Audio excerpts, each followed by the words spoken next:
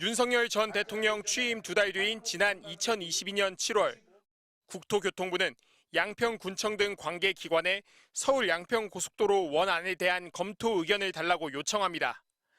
양평군청은 불과 8일 만에 새 노선 2개를 추가로 국토부에 제시합니다. 이 가운데 하나가 바로 김건희 여사 일가 땅 근처를 종점으로 하는 이른바 강상면 안입니다. 8일 만에 어떻게 만들었어요? 저희는 지역에서 계속 생활하고 있기 때문에요. 따로 백데이터 같은 건 없습니다. 국토부에 낸 노선 변경안을 결재한 양평군청 안모국장은 양평공흥지구 개발 사업을 맡은 김 여사 오빠 회사에 특혜를 줬다는 의혹으로 수사를 받은 인물이기도 합니다. 1심에선 무죄가 나왔고 2심 재판이 진행 중입니다. 김건희 국정농단 특검팀은 결재 라인에 있던 안모국장과 함께 원희룡 전 국토부 장관 등을 출국 금지한 걸로 전해졌습니다. 양평군청이 제시한 종점 변경안을 국토부가 확정짓는 과정에서 어떤 이야기가 오갔는지 확인하기 위해서입니다. 의혹이 제기됐을 당시 원 전 장관은 가짜뉴스라고 강하게 반발하며 사업 백지화를 선언한 바 있습니다.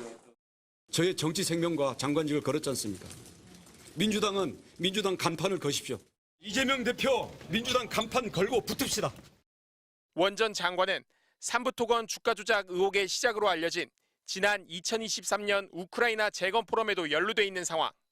원 전 장관 조사는 결국 시기의 문제일 뿐 김건희 여사 출석 전에 이뤄질 수밖에 없을 것으로 보입니다. MBC 뉴스 김지성입니다. 서울 종로구의 삼부토건 본사. 승합차에서 내린 김건희 국정농단 특검팀 관계자들이 분주하게 건물 안으로 향합니다. 특검팀은 삼부토건 서울 본사와 전현직 경영인의 주거지를 압수수색했습니다. 지난 2023년 삼부토건을 인수했던 DYD도 압수수색 대상에 포함됐습니다. 민중기 특검팀의 첫 강제 수사입니다. 삼부토건, DYD 등 회사 6곳, 그다음에 관련 피의자 주거지 7곳 등 총 13곳에 대한 압수수색을 실시하고 있습니다. 특검팀은 디지털 포렌식 작업을 병행하며 삼부토건 컴퓨터 등에서 우크라이나 재건 사업 관련 자료를 확보했습니다. 영장에 적시된 혐의는 사기적 부정거래 관련 등 자본시장법 위반. 지난 2023년 5월 삼부토건 대표 등이 우크라이나 재건 사업을 추진할 것처럼 속여 주가를 띄운 뒤 부당이득을 취득했다는 혐의입니다. 당시 김건희 여사의 주식 계좌를 관리했던 인물인 이종호 씨가 한 단체 대화방에 삼부 내일 체크라는 문자를 남겼는데 공교롭게 이틀 뒤 윤석열 전 대통령 부부가 우크라이나 영부인 젤렌스카 여사를 만났고 이후 원희룡 당시 국토부 장관은 삼부토건 임원진 등과 함께 우크라이나 재건 포럼에 참석했습니다. 이 때문에 김건희 여사가 주가 조작에 연루된 것 아니냐는 의혹이 제기됐습니다. 특검은 또 며칠 전 삼부토건 본사를 서울 중구에서 종로구로 옮기는 과정에서 증거인멸을 시도한 정황이 있는지도 확인하는 걸로 알려졌습니다.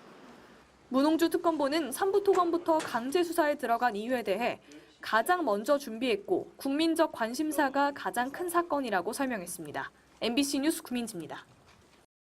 서울 양평고속도로는 2017년 제1차 고속도로 건설 계획에 포함되면서 본격 추진됐습니다.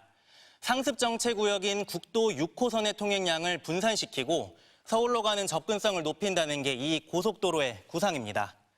경기도 하남을 출발해 종점, 다른 고속도로와 만나는 분기점은 양서면이었습니다. 2021년 예비 타당성 조사까지는 그랬습니다. 그런데 윤석열 전 대통령 당선 직후에 종점이 달라졌습니다. 민간업체 2곳에 용역을 맡기더니 2달도 안 돼 강상면으로 바꾸겠다고 한 겁니다. 국도 6호선에선 더 멀어졌고 노선의 절반이 갑자기 바뀌었습니다. 여기에 김건희 여사의 이름이 등장합니다. 새로 바뀐 종점 강상면에서 북쪽으로 500m가량 올라가면 김건희 여사 일가가 소유한 땅이 있습니다. 바뀐 종점 반경 5km로 넓혀볼까요? 김건희 여사 일가와 가족회사의 땅이 29개 필지 3만 9천 제곱미터로 늘어납니다. 축구장 5개 크기입니다. 원희룡 전 국토부 장관은 김 여사 땅을 몰랐다고 했습니다. 김건희 여사 땅이 거기 있었다는 것을 이 사건이 불거지기 전에 조금이라도 인지하는 게 있었다고 한다면 장관직을 걸 뿐만 아니라 정치 생명을 걸겠습니다. 하지만 김 여사가 소유한 땅은 윤석열 전 대통령 재산 내역에 이미 공개돼 있습니다. 더구나 김 여사 일가와 가족 회사는 서울 양평고속도로가 추진된 2017년 이후에도 5개 필지를 더 사들였습니다. 하지만 감사도 수사도 진전이 없었습니다. 국토부는 국회 요청 1년 6개월이 지나서야 자체 감사 결과를 내놨습니다.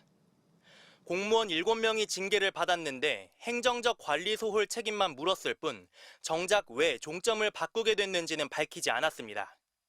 2023년 7월 시민단체 고발 이후에도 공수처도 검찰도 경찰도 속도를 내지 않았습니다. 계획대로라면 서울 양평고속도로는 올해 공사를 시작해 2033년 개통될 예정이었습니다. 하지만 원희룡 전 장관의 중단 선언 이후 1년 10개월째 모든 게 그대로 멈춰 있습니다. MBC 뉴스 공태현입니다.